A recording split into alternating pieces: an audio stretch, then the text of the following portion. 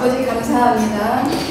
오랜만에 이렇게 만나서 또 주의 말씀으로 서로 교제합니다.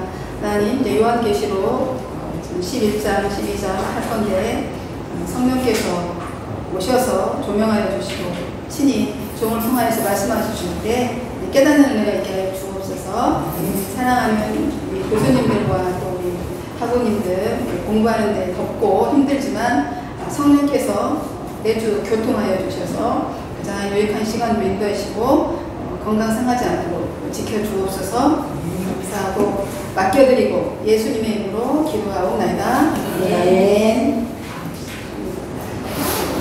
오늘 이제 요한계시록 11장에 벌써 넘어갈 건데 10장까지 오랫동안 쉬어서 그 흐름이 다 깨졌죠. 일곱 교회의 특징, 제가 그래서 과제를 시험 문제를 일곱 교회에 보낸 그 교회와 그 특징에서 그 현재 우리에게 해당되는 메시지거든요. 일곱 교회에 보낸 메시지들과 그 시대적 배경, 왜 그 메시지가 주어졌는지 보시고 차근차근 공부하는 의미로 하시면 그래도 전반부는 좀 정리가 되지 않을까 싶어서 그렇게 됐고요. 갈라디아서도 이제 두 가지 보면은 두문제죠. 갈라디아서는 그래서 자기의 견해를 쓰시오 됐어요. 여기서 맡겨주세요. 이게 제일 어렵거든 사실. 자기 견해를 쓰시오가 제일 어려운데 이렇게 좀 써보면서 한번 생각해 보라고. 갈라디아서가 대체 한 학기 동안 했는데 그래도 뭔가 한 줄이라도 나눠야 되지 않을까 싶어서 그래서 시험을 보잖아요. 저도 지금 기말고사 기간이라 하루 종일 어디 하루 종일 카톡이 딱 계속 보면 이 다들 대체 이 문제가 뭘 물어보는 거야. 그거부터 시작해서 어디서 찾아가도 되고 다들 폰폰이 놀다가 이제 시험 때 되니까 시험 봐야 되겠고 비슷한 거 아니겠어요. 그래서 저도 정신이 하나도 없어요. 어저께서 아이고 11장에 이제 뭐 바꿨는데 같이 해봅시다. 10장에는 우리가 두루마리를 이제 큰 이제 권능 가진 천사가 하늘로부터 내려와가지고 구름 타고 어마무시한 모습으로 내려와서 작은 두루마리를 들고 내려왔죠. 기억나시죠? 두루마리를 들고 내려와서 사도 요한에게 받아 먹으라 그랬잖아요. 그 천사가 갖고 있는 그 작은 두루 펴놓인 그 두루마리다가 씹어 먹으래요. 그랬더니 입에는 꿀같이 알고 배는 쓰고 그래서 먹어보니 소화시키는 과정 중 고통스럽다는 이야기예요. 우리가 말씀을 달게 받았어요. 네? 그 말씀을 소화시키고 적용하기에는 힘들다. 하나님의 말씀은 굉장히 달콤하지만 쓰기도 하다라고 해서 썼어요. 그래서 다시 예언해야 하리라. 그냥 우리가 먹어서 이제 하나님의 말씀을 먹었잖아요. 다시 예언하여야 하리라. 이제는 모든 유대인에게만 아니라 이스라엘에게만 아니라 모든 민족과 모든 임금에게 다시 예언해라 그랬죠. 마지막 절에 뭐라고 했습니까? 그러면서 맨 마지막 절 모든 열방과 임금에게 예언하리라. 10장 마지막 절에 마지막 절이 다시 예언하리라. 다시 예언하리라. 그죠? 다시 예언하리라 하리라. 끝나면 그 다음에 이제 이어져가지고 바로 이어졌어. 11절 또 이랬잖아요. 또 내게 뭐를 줬죠? 지팡이 같은 성경책에 나온 거 지팡이 같은 갈대를 주며 이르되 읽어주시겠어요? 1절부터 6절까지 한번 읽어주시겠어요? 또 내게 지팡이 같은 갈대를 주며 말하기를 일어나서 하나님의 성전과 제단과 그 안에서 경배하는 자들을 칭찬하되 성전 바깥 나라는 칭찬하지 말고 그냥 이것은 이방인에게 주었으며 그들이 거룩한 성을 42달 동안 지켜하리라. 내가 나의 두 주인에게 번제를 주리니 그들이 붉은 여옷을 입고 1260일을 예언하리라. 그들은 이 땅에 주 앞에 서 있는 두 강난 나무와 두 촛대니 만일 누구든지 그들을 해하고자 하면 그들에 의해서 불이 나와서 그들의 원수를 삼켜버릴 것이요 누구든지 그들을 해하고자 하면 반드시 그와 같이 죽임을 받으리라. 일단 여기까지 살펴보아요. 예, 두루마리 책을 갖다 먹어버리라고 말하죠. 이번에는 또 요한에게 뭘 줘서 지팡이 같은 갈대를 주면서 승량하라. 성령 성전을 측량하라라고 말합니다. 갈대의 유대인의 자예요, 자. 갈대자는 6규빗 정도 돼, 3m 정도 되는 잣대예요, 잣대. 이게 그 갈대를 주면서 측량하라고 해요. 근데 성전뿐만 아니라 제단과 그 안에 예배하는 자, 경배하는 자들까지 측량하라 이랬습니다. 여기서 무슨 생각이 드시죠?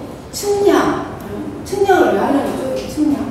측량하라고 했어요. 보통 측량은 언제 측량하는지 혹시 말씀해 보시면 좋겠습니다. 여기 제가 써놓긴 했어요. 말씀해 보면 측량의 목적은 건축하거나 재건하거나 혹은 파괴하기 위해서 보통 측량하라 이렇게 우리 보통 이 건축 영화 아니에요? 측량 그지? 또 우리가 우리 전번날에 우리 목사님이지 예비 목사님 이제 준 목사님이신데 이제 그때 몸 옛날에는 양장동 같은 데는 어디 고급 양목장 같은 데 다 뭐였죠? 다 수치 측량을 쟀잖아요. 측량하라는 이 명령의 의미는 뭘 것 같아요? 그래서 이렇게 생각해 본다면 측량하라, 오치수를 재라. 맞추기 위해서. 그러면 맞추기만 하고 그냥 냅둬요? 기분 나쁘게 맞춰서 주겠다는 거잖아. 그거를 이루겠다는 거잖아. 측량하라는 거는 이제 약속을 실행하겠다는 얘기죠. 근데 우리 수영 씨한테 현대가 엄청 고급진 백화점에 가서 이런 옷 맞춤 치수하면 장내 맞춰 옷 맞춤. 근데 우리 보통 기대를 옷을 치수 재봐 이러면 됐어요.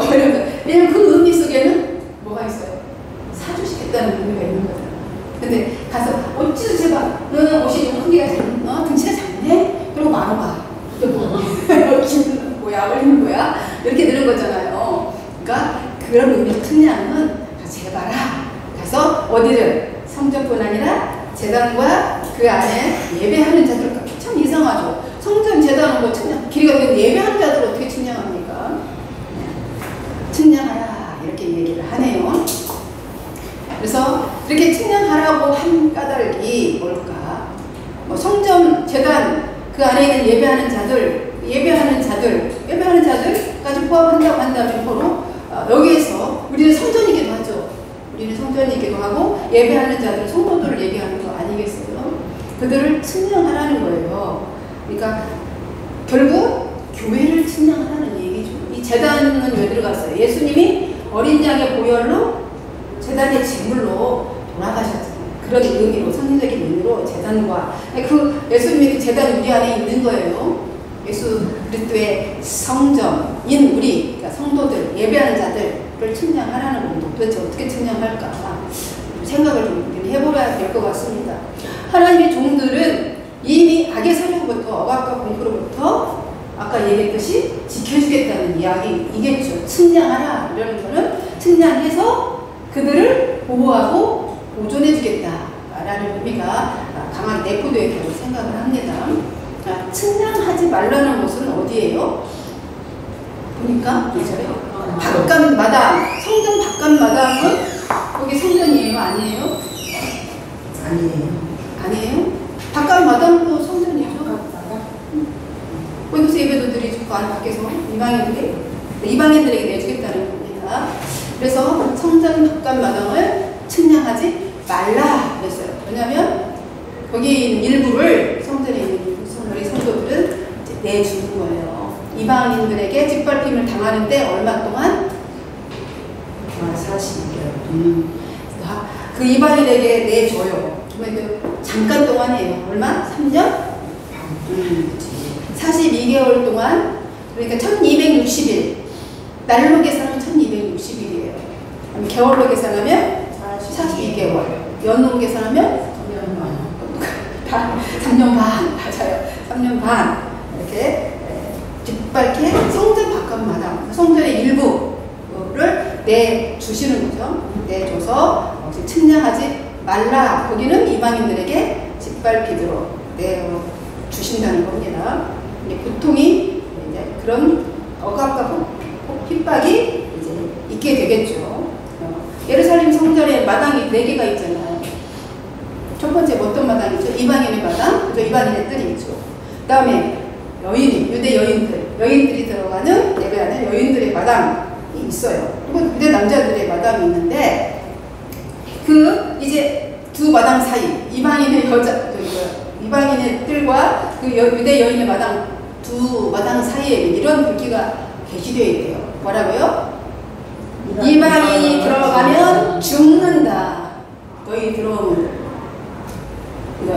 그러니까 못 들어오는 거야. 이방인의 뜰에서 유대인의 여인의 뜰에까지 못 들어와요. 유대 남자들의 마당, 그 다음에 제사장의 마당 이렇게 네 가지 있는데 여기까지 측량을 합니다. 바깥 마당은 측량하지 말라고 한 거죠. 측량을 그냥 두래. 그냥 두라 이렇게 말합니다. 예배하지 않는 자들은 측량 대상도 안 된다는 걸까요? 그냥 장차올 재난속에서 안전보장이 없고 그 3년 반 동안에는 그냥 고통을 당한다는 얘기겠죠. 이 당시에 예루살렘 성전은 이미 파괴된 상태이죠? 그죠? 아닌가요? 맞아요. 그죠? 이게 요한계시록은 이미 티투스 장군에 의해서 멸망된 이후에 기록된 책이잖아요. 요한계시록이. 이미 이때 성전 측량할 수 없는 상태인데 왜 이렇게 말을 했을까? 그렇게 우리 생각을 해봐야겠죠. 요한 사도가 요한계시록을 기록하면서 이렇게 말하는 것은 하나님의 이 말씀을 듣고 요한에게 엄청난 하나님의 말씀 메시지를 위로를 주시는 말씀이라는 걸 우리가 그래서 알 수가 있어요. 그래서 이미 20여 년 지난 때에 성전을 측량할 수 없는 상태인데 하나 그리스도의 교회 우리 성도들을 이야기한 거예요. 성전 그 성전을 얘기한 게 아니라는 거죠. 성전을 측량하라 한 것은 이제 성도들을 실현해서 보호하겠지만 교회 밖에는 재앙에 그냥 내버려 두시겠다라는 말씀인 것이죠. 예, 그러니까 3년 반은 공부의 시간인 것이죠. 악이 지배하는 시간이라고 볼 수 있습니다. 그래서 교회 밖에 있는 자들이 겪어야 할 공포의 기간, 그래서 분명하게 예시를 해주시고 측량하라 하면서 그 측량한다라는 것은 반드시 그 일이 실현될 것입니다라는 것이죠. 여기서 이제 우리가 살펴보아야 될 또 이 새 측량에 대해서 한번 살펴보았고 이제 뭐에 대해서 살펴보냐면 두 증인, 제목 두 증인이라고 했는데 두 증인이 등장하죠. 두 증인. 근데 이 두 증인에게 권세를 주어서 말씀을 전하도록 하시겠다라고 말씀하시죠. 두 증인은 누굴까요? 두 증인. 도대체 감람나무다 자기 하는 사람들이 50명도 넘어요. 그런데 이 두 증인이 자기가 증인이래. 그러니까 이 두 증인은 보통 율법과 예언자 대표인 모세와 엘리야다라고 해서 보는 견해가 주로 있네요. 그리고 이제 신학자들의 이런 견해 중에는 율법과 복음을 말한다. 두 증인은 이렇게도 말하고 또 구약, 신학 이 두 가지 책 성경을 말한다라고 합니다. 해석이 다양할 수 있죠. 어쨌든 이 두 증인이 이제 붉은 베옷을 입었대요. 베옷은 왜 입는지 아시죠? 네. 네, 맞아요. 슬픔과 애도를 나타내는 슬픔, 붉은 베옷을 죄를 무릅쓰며, 그죠? 모르드게가 나라가 위기에 처했을 때, 그죠? 베옷을 입고 죄를 무릅쓰고 문 밖에서 있었잖아요. 슬픔과 애도를 표현하는 복장이 바로 베옷이 붉은 베옷을 입었어요. 애도를 입고 그 두 증인이 일단 이렇게 붉은 베옷을 입고 하나님의 말씀을 이제 배워하고 권세를 줬어요. 그들에게. 그래서 악이 지배하는 그 시간 동안 하나님의 권세를 받은 두 증인은 회개를 촉구하고 이제 그들이 할 일이 사명이 회개 촉구, 전도 이 일을 한다는 거죠. 두 증인이 예언하는 날 동안에는 적그리스도가 통치하는 세상이에요. 쉽게 얘기하면. 그죠? 공포 정치를 펴거나 악한 통치를 통해서 이제 고난을 받게 되는 상징적인 시기가 3년 반이다. 그러니까 쉽게 얘기하면 사단이 쌩 난리를 치듯이 발악을 하는 공포 정치, 적그리스도가 통치하면서 그들의 세력이 막강해진 시대, 그 시대가, 그 시기가 3년 단이라는 거예요. 그래서 두 증인은 하나님 앞에 서 있는 두 감람나무가 또 두 촛대다 이렇게 표현했어요. 두 증인은 누구냐? 두 감람나무와 두 촛대라 그랬어요. 그럼 두 감람나무는 또 뭐야? 촛대는 또 뭐예요? 두 감람나무. 저 기름 부음 받은 감람나무 하면 딱 생각나는 게 올리브유, 그죠? 감람유 이렇게 기름 붓잖아요. 왕과 제사장과 선지자에게 기름 붓는데 하나님의 사람을 상징하는 거예요. 쉽게 얘기하면 감람나무다라는 말을 하나님의 사람, 하나님께서 기름 부음 받은 하나님께 기름 부음 받은 사람을 감람나무로 상징하는 거죠. 그래서 본인이 하나님께 기름 받아서 감람나무다 이렇게 말하는 거잖아요. 이만희가. 그래서 상징을 말하는데 하나님의 눈을 가진 사람이고 하나님의 영적인 눈 떠진 사람. 그래서 세상을 영적인 눈으로 보면서 성령 충만해서 하나님의 말씀을 전하는 자가 두 감람나무입니다. 감람나무, 촛대. 우리 1장에서 촛대는 하나님 교회를 말하죠. 일곱 교회, 두 촛대, 일곱 교회는 일곱 교회 사자요. 사자는 일곱 교회, 그죠? 일곱 얘기했잖아요. 일곱 촛대. 응? 일곱 촛대 뭐라지? 일곱 교회가 그랬잖아요. 그러니까 교회, 촛대는 교회, 촛대가 있다는 거죠. 그래서 두 증인은 정해진 기간 동안에 전도하면서 누구든지 이제 보니까 그 다음 절에 보니 그들을 하나님의 사람들 영적인 눈이 떠져서 세상을 영적인 눈으로 바라보며 하나님의 법륜을 읽고 성령이 충만해서 하나님의 말씀을 하나님의 마음을 전파하는 자들이 이 두 증인인데 이 정해진 기간 동안 이들이 그럼에도 세상이 악이 지배하는 세상에 살면서 그렇게 사역을 펼쳐나가고 있는 동안 전도하면서 그럴 때 그들 헤어고 살 거예요. 반드시 살려두지 않으려고 하겠죠. 그죠? 악의 세력을 그건 인정하지 않죠. 근데 그를 불로 멸망시킬 권세를 이미 하나님께서 줬어요. 그들에게, 영적인 사람들에게. 그래서 그들이 하늘을 닫고 열고 할 수 있도록 이렇게 주어서 비를 오지도 못하게 하기도 하고 물을 피로 변하게 할 능력도 있어요. 그 감람나무 이 사람들이 각가지 재앙을 내릴 수 있는 권세를 가지고 있습니다. 이처럼 대단한 능력 가진 두 증인이 이제 지정된 그 기간 동안 매지 1260일 동안 전도하고 이제 있으니까 뭐가 올라와? 부족행에서부터 사단, 짐승이 올라오잖아요. 짐승이 올라와서 싸움을 겁니다. 싸움을 걸어요. 용납할 수가 없으니 싸움을 걸죠. 전쟁을 일으킵니다. 마침내 그들을 죽일 거예요. 죽일 거라고 합니다.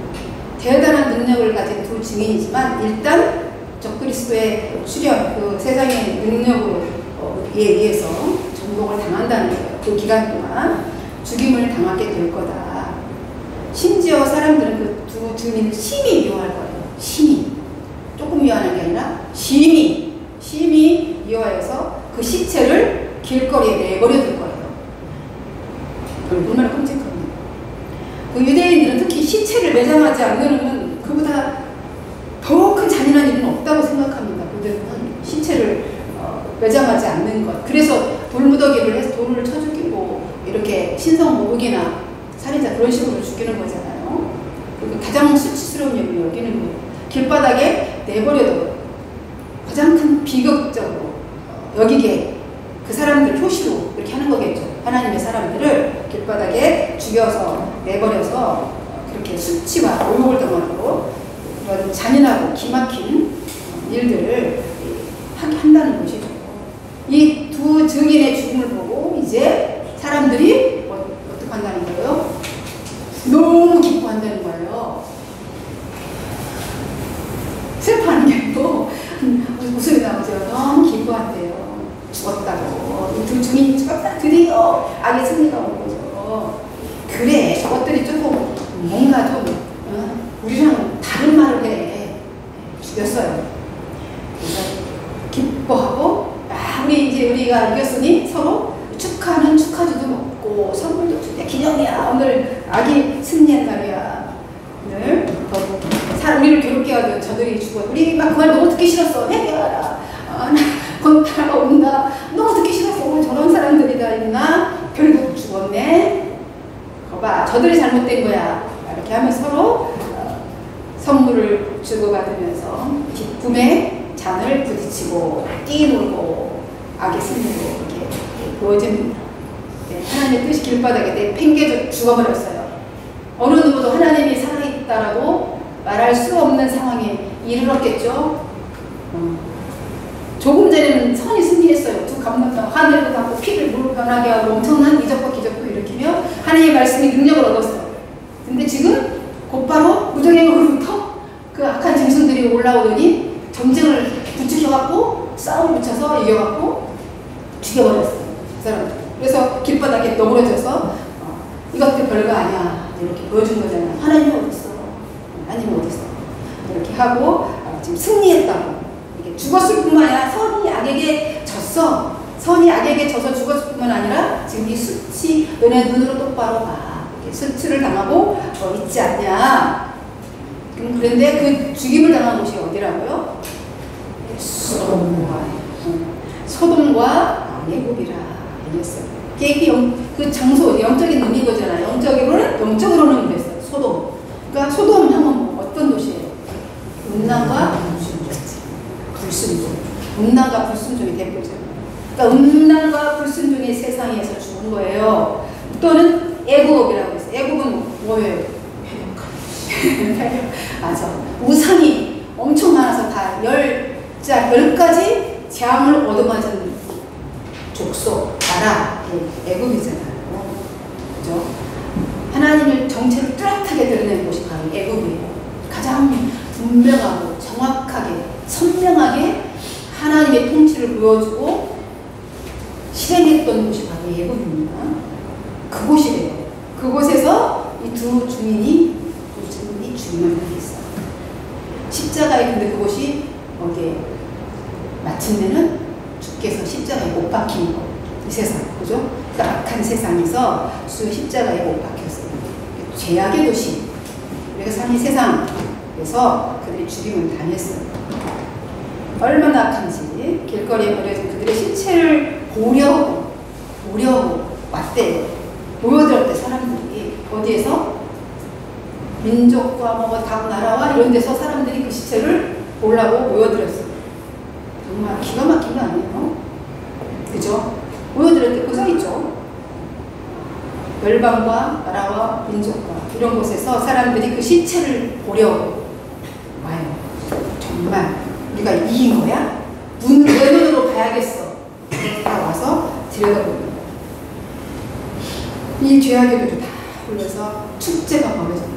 드디어 어딨어? 신이 어딨어? 뭐가 신이야? 내가 신이지. 그죠? 유능한 권력자가 힘이야. 이렇게 하는 거죠. 그래서 이제 그 온전한 선이 죽은 거에 대해서 축제를 즐기는 거예요. 왜냐하면 그 이유도 써있어. 거기 성경에. 그죠? 땅에 사는 자들을 괴롭게 했기 때문에. 왜 이들이 이렇게까지 하나?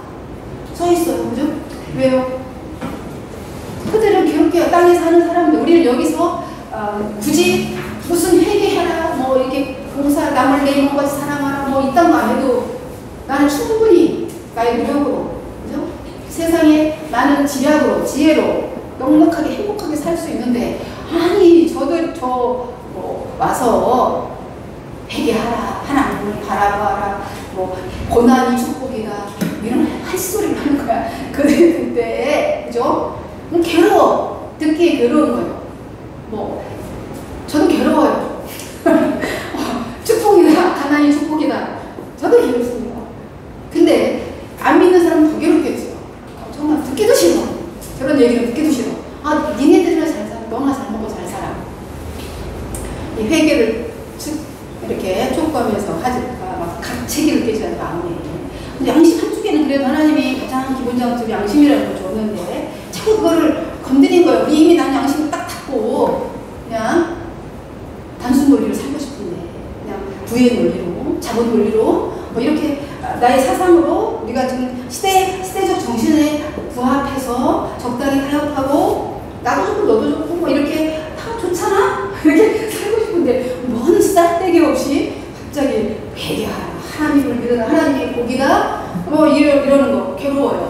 괴롭죠. 근데 그 말이 맞는 것 같기도 하고, 정 아니면 아예 무시할 텐데, 양심도 가책을 느껴. 그치? 이렇게 살면 또 안 되는 거 아니야? 뭐 이렇게, 그죠? 이렇게 내가 사람을 막 이렇게 마음대로 짓누르고 밟고 일어나는 거, 그렇게 가히 즐겁지는 않을 거 아니에요. 양심이라는 게 찔려요. 그래서 괴로워. 저가 죽어야 마음이 편하고, 없어지면 차라리 문제가 없으면 그런 것도 없으니, 그래서 지금 축제를 즐기자. 이렇게 해서 서로 구경하는 사람들이 모였다는 겁니다. 이런 악의 승리가 있었다는 거예요. 근데 오늘 성경이 말하죠. 악의 승리의 기간은 겨우 얼마나고요? 1260일 동안이다. 그리고 나서 바로 죽은 시체에 여기서 부활이 있어요. 생기가 들어와요. 그죠? 생기가 들어와서 발로 일어섭니다. 놀랍죠?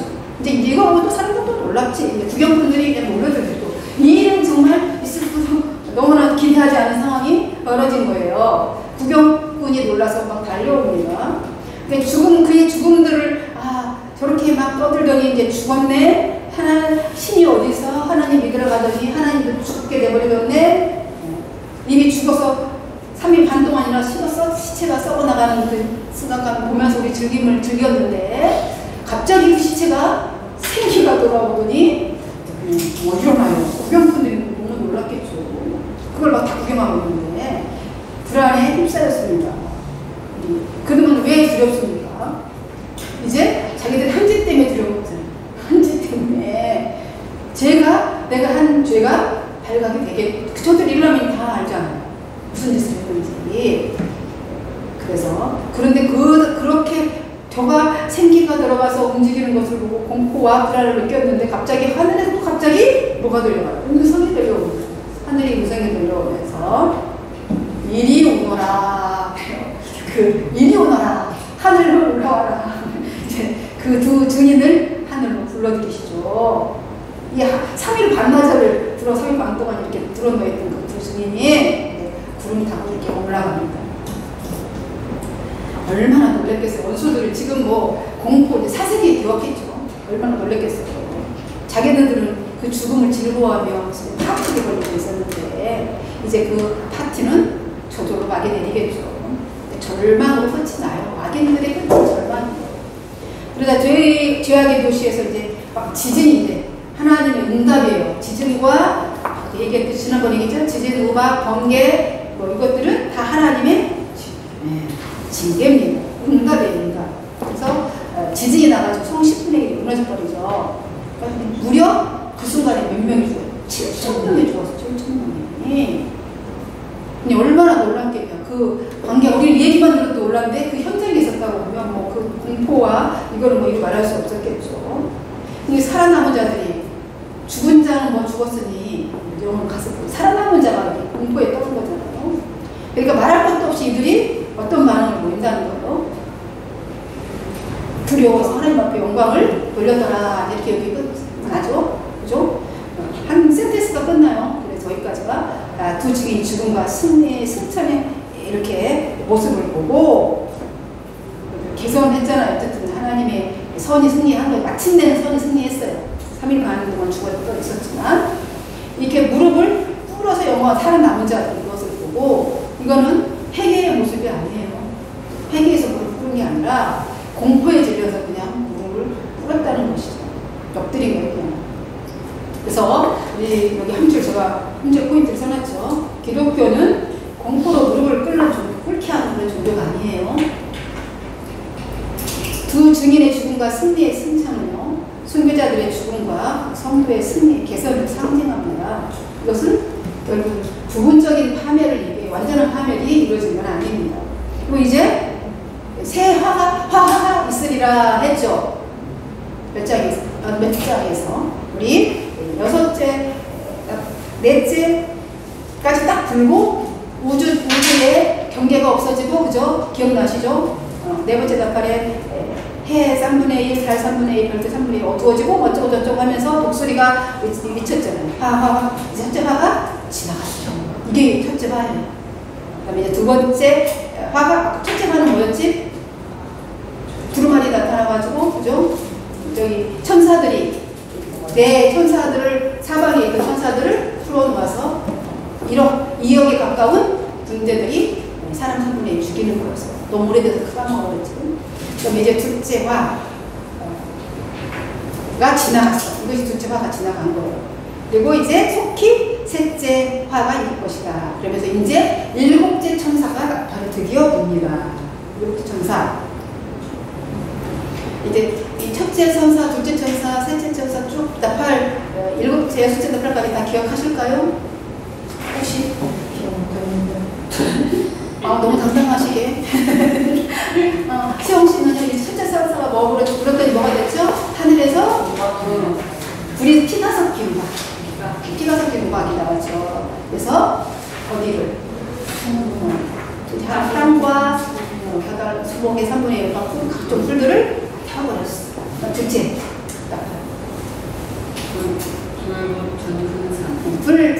불붙은 산 같은 것이 바다에 던져졌어. 그래서 바다에 피조물과 파손을 받아. 배들의 3분의 1도 깨지고, 그죠? 저 피조물이 3분의 1, 바다가 해상무역이나 뭐 이런 모든 것들이 다 파괴되는 거예요. 그죠? 그 다음에 세 번째 물, 생화, 그죠? 물의 근원이 오염이 돼요. 수질이 오염되는 거잖아요. 그죠? 쓴쑥이 되지, 쓴쑥. 동물이 되어서 사람을 3분의 1을 그걸 먹는 사람은 죽는 거죠. 동물이 되어서. 그럼 네 번째 천사는 아까 얘기했던 그죠? 그들이 어두워져요.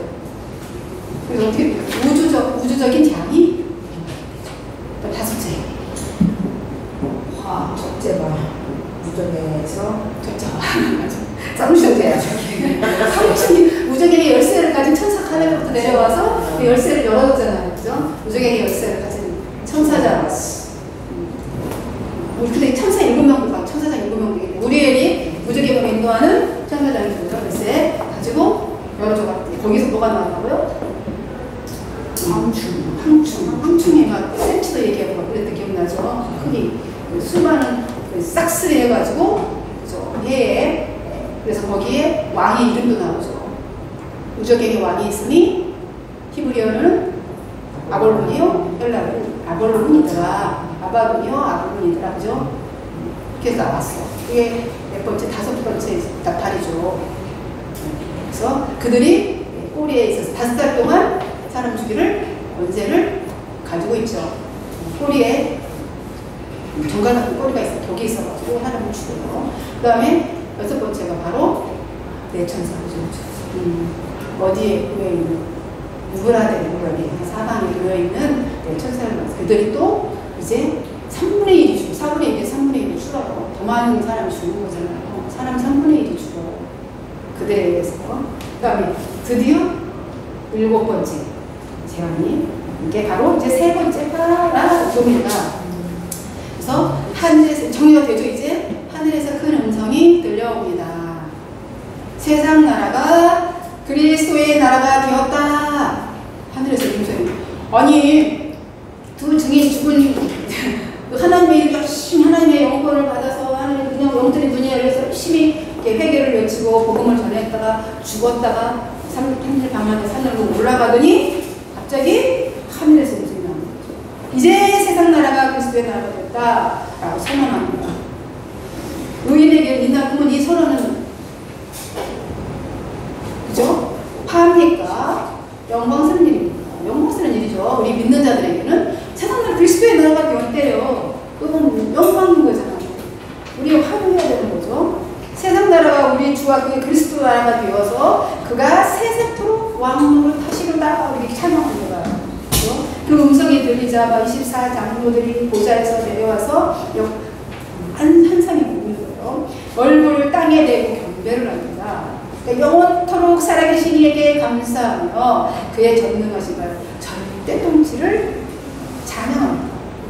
근데 이거를 보고 누가 부르는 우리한테는 영광이요, 축복이요, 감사요, 그죠? 기쁨인데 이들에게는 분노한 이방. 왜? 악은 더 이상 이제 세상을 주관하지 못하고 뺏겼잖아요. 주권을 뺏긴 거잖아요. 주관한 자기들의 세력들이 이제 그걸 맡겼어요. 그러니 분노를 하겠죠. 이제 하나님의 심판과 진노가 나타나기 전에는 하나님의 능력에 도전하던 이 사탄이 이제 발악을 하겠죠. 발악을. 이제 마지막으로 이 사탄은 누구를 박해하겠어요? 절대자는 못 손대니까 그를 믿는 자 성도들을 박해하겠죠. 끝까지 내가 죽을 그거를 자기 사명을 다 하는 거죠. 결국 사탄은 주의 진노가 이제 내려서 죽은 자들 심판하고 종선지자들과 성도들과 하나님을 두려워하는 자들은 이제 심판이 이루어지는 거예요. 보응할 거 보응하고 심판할 거 심판하는 상을 받고 땅을 망친 자들은 이제 망하게 되겠죠. 땅은 하나님의 것입니다. 망친 자들은 이제 망하게 됩니다. 이제 예수님 때문에 억울해도 참고 눈물을 흘렸던 자들은 다 이제 상을 받는 거예요. 그동안에 정말 예수 믿는다는 것 때문에 얼마나 억울하니 많이 당하셨습니까? 얼마나 당하셨습니까? 그때 그거 다 주님이 이루어 주셔요. 그리고 우리를 괴롭게 했던 악인들, 예수 믿는다고 핍박했던 자들 이제 자멸하게 스스로 자멸합니다. 하나님의 통치 안에는 재앙이 있고요. 선한 것이 오면 악은 존재하지 못합니다. 이제 이것이 속히 일어날 일이다 라고 말씀하고 있는 것입니다. 요한계시록이 11장에서 주는 메시지가 일곱째 나팔을 불면서 우리에게 주는 메시지라고 볼 수 있죠. 장로들의 찬양이 있는데 이제 하늘에 있는 하나님의 성전이 열립니다. 놀라운 일이 벌어져요. 근데 언약궤가 보여요. 하늘이 열리고 언약궤가 보입니다. 이 언약궤는 언제 있었던 것이죠? 출애굽에 있었던 그 언약궤, 그 언약궤 안에는 뭐가 있어요? 하나님의 말씀이 있고 또 뭐가 있죠? 지팡이, 그냥 지팡이가 아니고 싹이 나서 열매가 맺힌 지팡이가 있고 또 만나 한 마리가 있는 그 언약궤가 보입니다. 이 언약궤는 언제 사라졌는지는 성경에 기록되어 있지 않죠. 언제 없어졌는지 몰라요. 왜냐하면 그 BC 586년에 바벨론이 예루살렘을 멸망시켰죠. 그리고 백성들을 포로 잡아갈 때 그때부터 이 언약궤에 대한 언급이 없습니다. 그때 성전이 이미 없었고 이미 없었고 누가 어떻게 했는지에 대한 것이 전혀 기록되지 않죠. 어딘가 있겠네요. 어디가 있는지를 보여주세요. 에스겔서 10장에 언약궤가 하늘로 옮겨지는 얘기가 그게 지금 보여주는 거예요. 에스겔이. 하나님의 보좌가 없는 그걸 왜냐하면 이들은 언약궤가 이스라엘 백성들에게 언약궤가 굉장히 중요해. 상징이 임재의 상징이잖아요. 임재의 상징이기 때문에 이 언약궤는 엄청난 의미가 있어요. 우리에게도 그렇겠지만 특히 유대인들에게도 그렇겠죠. 근데 이 예루살렘에 이제 멸망시키고 포로가 되어 가봤을 때 이미 없었어요. 그때 발견되지 못했는데 이제 그 후에 언약궤가 어떻게 되었는지는 아무도 알 수 없어요. 아무도 그 누구도 알 수 없습니다. 유대인들은 이제 언약궤가 어디가 지금 아까 우리 주목님이 말씀하셨듯이 잘 보존되어 있겠지 어딘가에 이렇게 믿었어요. 어딘가에. 네? 근데 그 언젠가는 그 언약궤가 그들을 다시 회복해 줄 것이다. 그러니까 왜냐하면 임마누엘의 상징이기도 하고 하나님 함께 하신다는 뜻이기도 하니까 반드시 그 언약궤는 어딘가에 지금 우리 어떤 구석에가 보존돼 있어서 우리가 함께 회복시켜 줄 거야 라고 그랬어요. 근데 그 지금 하늘을 열고 요한의 환상을 통해서 그 언약궤의 위치를 지금 우리에게 가르쳐 주고 있는 거예요. 우리 그거 볼 필요 있어요? 없어요? 내가 하늘을 봤네 어쩐데 이걸 할 필요가 없어요. 이미 요한계시록을 통해서 요한에게 하나님 알려준 거 다 알려준 거예요. 그죠? 계시가 언약궤가 어디에 있다? 하늘의 성전이 있는 하나님 하늘에 성전이 있을 필요도 없죠. 하나님 자신이 있죠. 근데 하늘에 그 있는 것을 보여준 거예요. 그러니까 무슨 뜻이겠어요? 그죠? 언약궤로 세상에 살고 있는 성도들을 이 언약궤가 여기에 있다. 하나님. 그러니까 너희들을, 너희 성도들, 나를 믿는 하늘 백성들을 내가 지키고 보호하고 있다. 항상 함께 있다. 언약궤는 나와 함께 있다. 그 의미로 보여주신 것이죠. 함께 하신다는 증거로 보여주시는 거예요. 임마누엘 하나님을 보여주시는 거예요. 그런데 언약궤는 그가 언약궤가 있더니 거기 뭣도 있다고요? 번개, 음성, 지제, 큰 우박으로 둘러싸여 있더라. 하나님의 말씀에 뭣도 있다는 겁니까? 함께 있었죠. 하나님의 말씀 앞에 하나님 우리가 번개, 지진, 하나님의 심판도 함께 있습니다. 이는 하나님의 능력을 나타낼 때 발생하는 현상들이 번개치고 물을 캄캄한 거예요. 하나님의 능력. 사람이 그렇게 못내요. 아무리 훌륭한 사람도 번개 못 만들죠. 그러니까 물에 지진을 그런 사람이 할 수 없어요. 큰 우박도 이런 거를 보여줍니다. 하나님의 능력.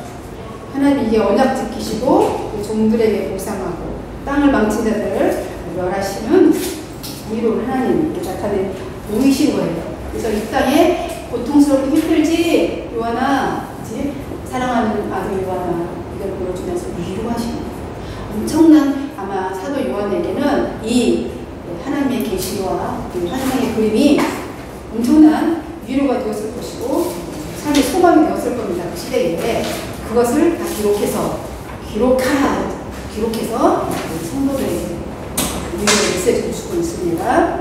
여기까지 반나절 1교시 끝나고 2교시 12장 넘어가겠습니다.